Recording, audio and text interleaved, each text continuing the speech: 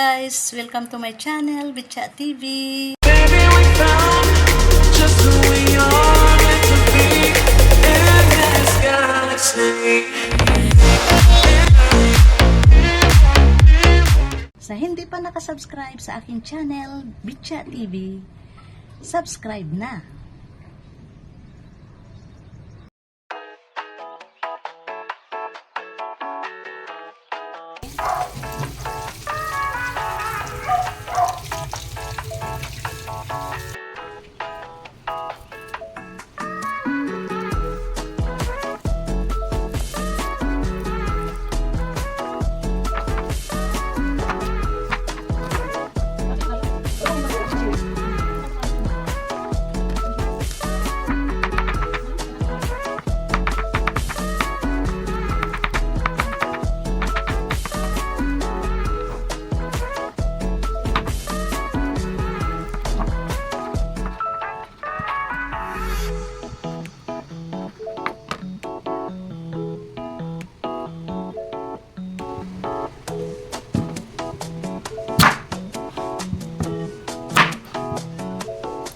Guys, dalawa na lang natira na kamote kasi ang iba nasira na. Kaya dalawang kamote na lang isahog natin. Pero guys, wala tayong saging na saba. Kaya kamote na lang ang nilagay natin. Kasi pag may saging na saba, maasim din. At wala tayong mabiling saging na saba eh. Kaya pwede kamote ang palit natin sa ating sahog na saging na saba para sa ating kutsiro.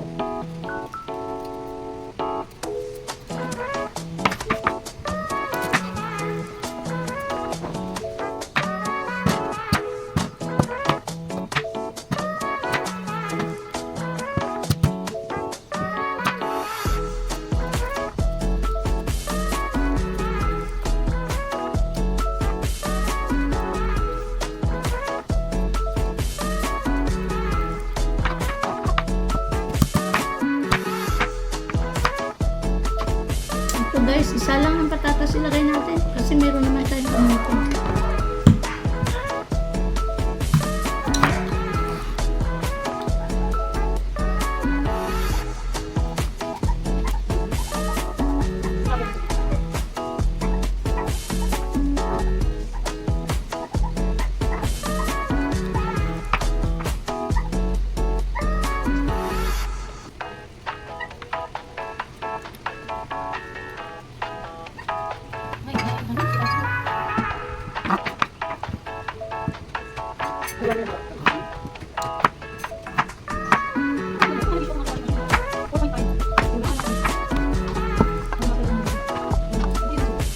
Guys, dahil di tayo nakabili ng saba na saging, pwede naman ito, ilagay natin yung lakatan, 3 piraso lang ng maliit.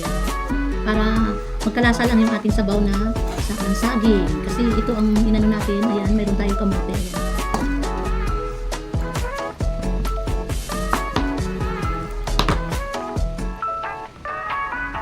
Sarap kainin, no?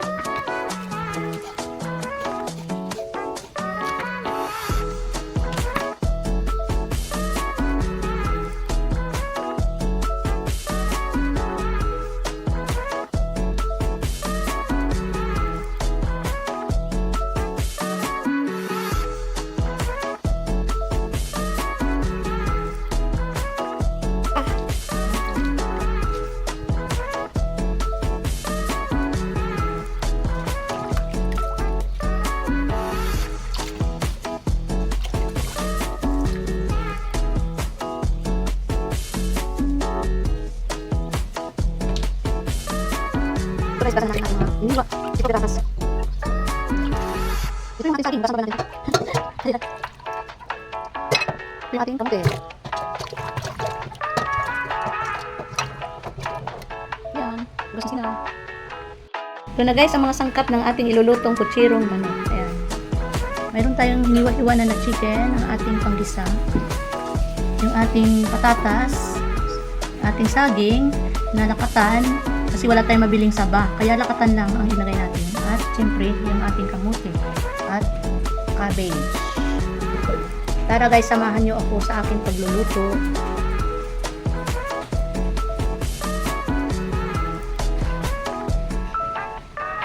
Guys, mainit ng ating kasirula, maglagay na tayo ng oil. Ayan, ating oil. Ayan, muna natin uminit ang ating oil.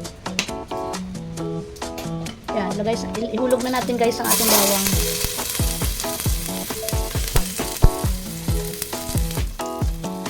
Haluin lang guys. Ayan, lakas ang apoy natin. Sunod na natin guys ang ating sibuyas. Sabay na natin ang ating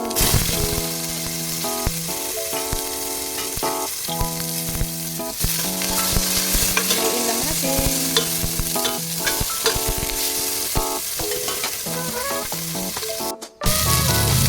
Kulog na rin natin guys ang ating chicken.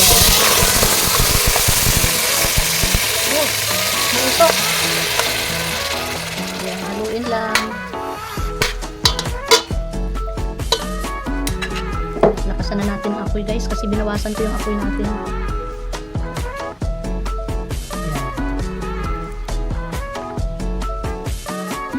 At maglagay tayo guys ng patis. Ayan, maglagay tayo ng patis.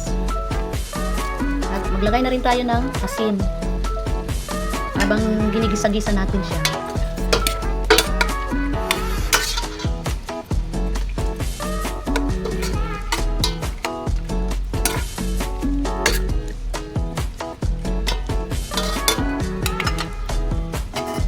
At takipan muna natin para magisa-gisa ang ating chicken. Mas masarap kasi pag nagisa siya. Ito tayo guys, nagluto ngayon sa ating electric stove. Ayan. Ayan, ang ginamit ko ay ang aking nakatago na stainless na kasirula. Kasi medyo malaki ito. Ayan. Mas maganda lutuan ng may sabaw. Check natin guys. Ayan, kulo na.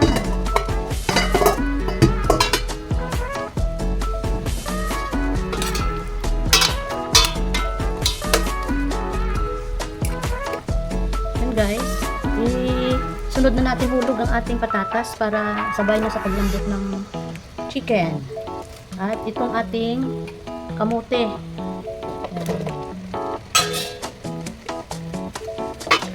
Haluin natin.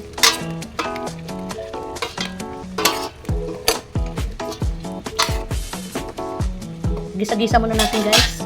Mamaya na tayo maglagay ng sabaw niya. Ayan, takipan muna natin.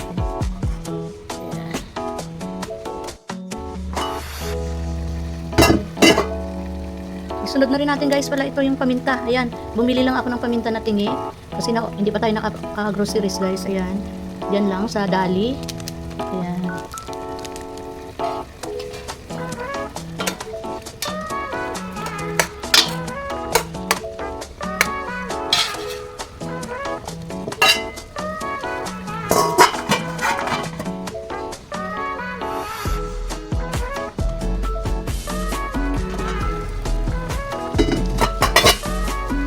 Hulog na rin natin guys ito para sabay-sabay yung ating saging na lakatan. Ayan, maglagay tayo ng sabaw.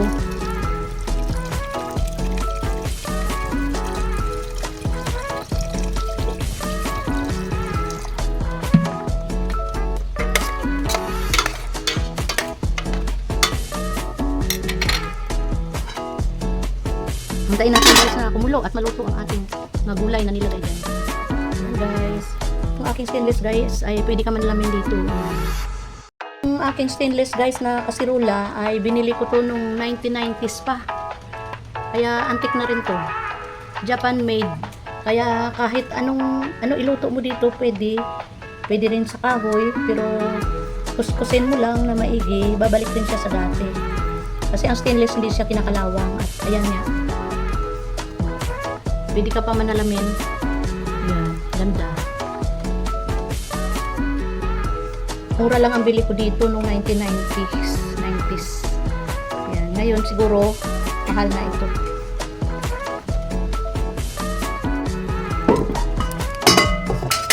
Yan guys, kumukulo na. Nakalimutan ko, lagyan natin siya ng ayan, corn pepper, ayan.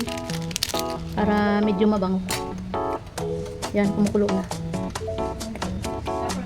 Ay, peppercorn.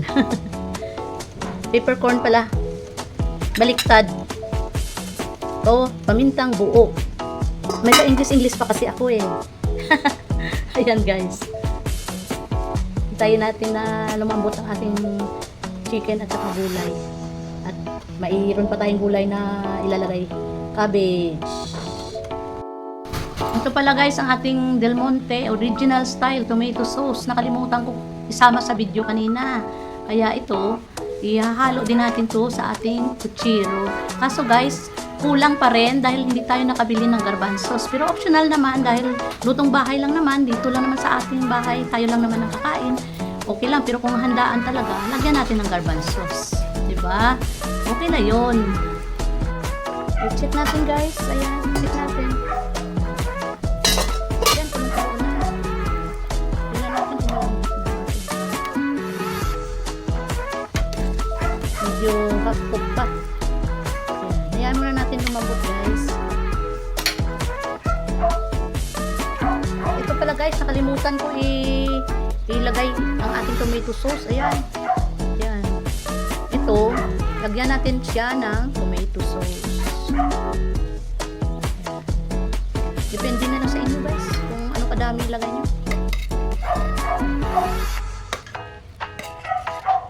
At saka nagdagdag kasi ako guys ng sabaw. Kasi dapat medyo malapot itong ating ating kutsiro. Kaso lang kasi kasama yung pati yung alaga namin malilinggit na aso. Pomeranian at saka Japanese Spitz. Ano yun? Yun, at saka ang aming askal na matagal na sa amin. Kaya ayan, natahong na nga, nagugutom na raw. Ayan guys, ang ating aspen na laga. Dagdagan natin.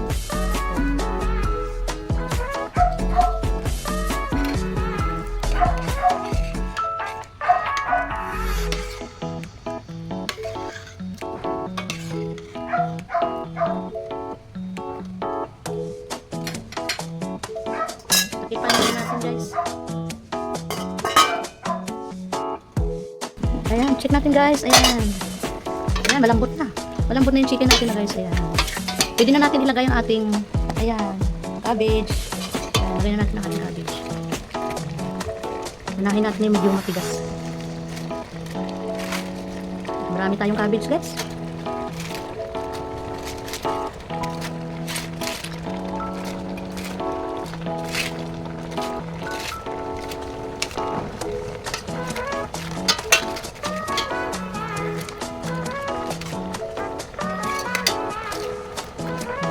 Tipan muna natin para pumupa ang cabbage. Kasi liliitin yan mamaya eh. Check natin guys. Ayan, kumukulo na. Haluin natin.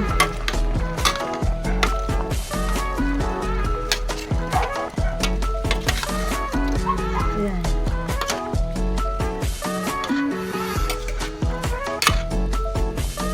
Tikman natin guys ang timpla natin. Tikman natin. Ang sarap. Okay na ang ating timpla. So, maglalagay na lang tayo ng pampalapot. Ayan. Depende sa inyo guys kung gusto niyo ng malapot ang inyong sabaw. Ayan, ayan. Ang kulang natin guys ay garbanzos. Ayan, garbanzos ang kulang. Kasi hindi tayo nakabili, nakalimutan ko.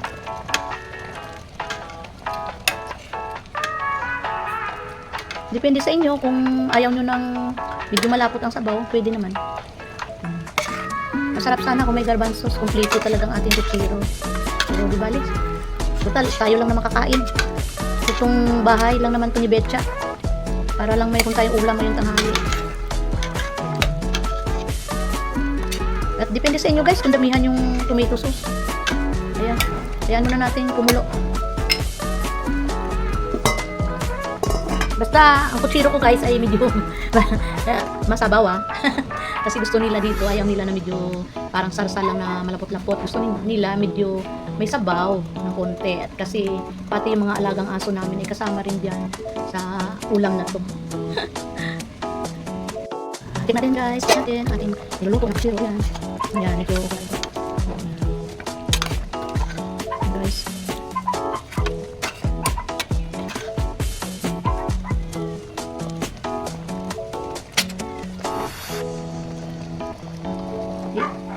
So guys, luto na ang ating kutsiro. Ayan guys. Sandok na tayo.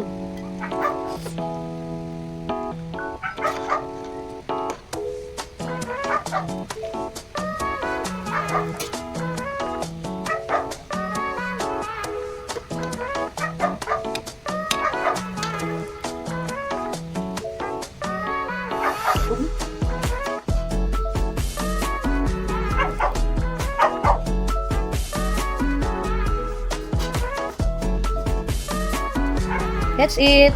So, mayroon na tayong kunting kanin at ang ating niluto na chicken puchero. Ayan guys. Kain tayo. Thank you for watching. That is a subscribe, God bless.